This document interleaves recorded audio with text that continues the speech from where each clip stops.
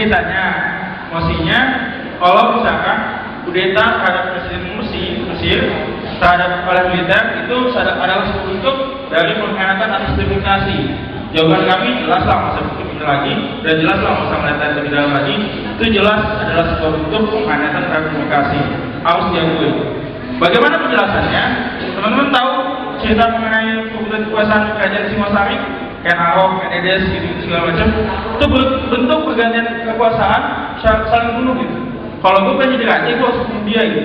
Pemilu, demokrasi adalah jalan untuk membuat sukses itu lebih baik gitu. Ketika kemudian damai caranya, ada pemilihan umum, jelas caranya, ya orang ketika mungkin juga aman, nyaman, dan kemudian pemerintahan berjalan dengan baik.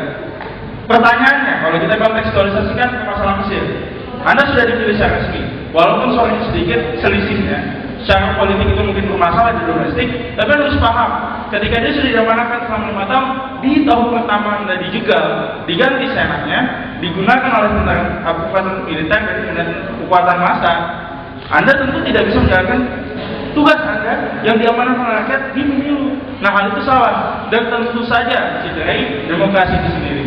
Nah, penjelasan kita. Ya. Saya menambahkan apa yang dikatakan oleh teman saya Adnan ya. Yang jelas ketika proses itu, ketika mosi itu terpilih secara legal formal ya, jelas melalui pemilu, lalu ketika diturunkan itu melalui kudeta, itu sama sekali menyalahi arti demokrasi. Karena apa? Karena demokrasi itu inti dari demokrasi itu adalah, jadi demokrasi itu terbagi dua, demokrasi substansial sama demokrasi prosedural. Yang substansial adalah bagaimana teman-teman itu bisa berpendapat, bebas berorganisasi dan segala macamnya. Itu dijamin oleh negara, berarti negara itu demokrasi. Dan demokrasi prosedural adalah ketika pergantian kepemimpinan itu melalui suatu institusi formal, yaitu pemilihan umum. Jadi ketika baik itu pemimpin itu muncul dan turun, itu melalui mekanisme itu sudah ada namanya pemilihan umum. Jadi ketika turunnya tidak melalui pemilu, berarti itu bukanlah demokrasi. Ada unsur-unsur demokrasi yang jelas, yang dicederai, itu demokrasi proseduralnya nggak jalan seperti itu. Ya, tambahin. Ya, dan kalau kita mau ingat ya, kalau teman-teman tahu, sebenarnya konteksnya harus dipisahkan dengan politiknya.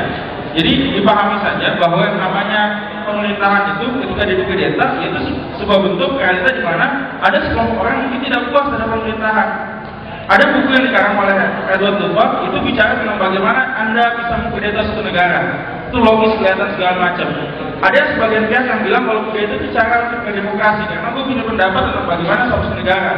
Tapi sekali lagi ya, hal itu mencederai apa yang tadi dibilang oleh Wize sebagai demokrasi prosedural.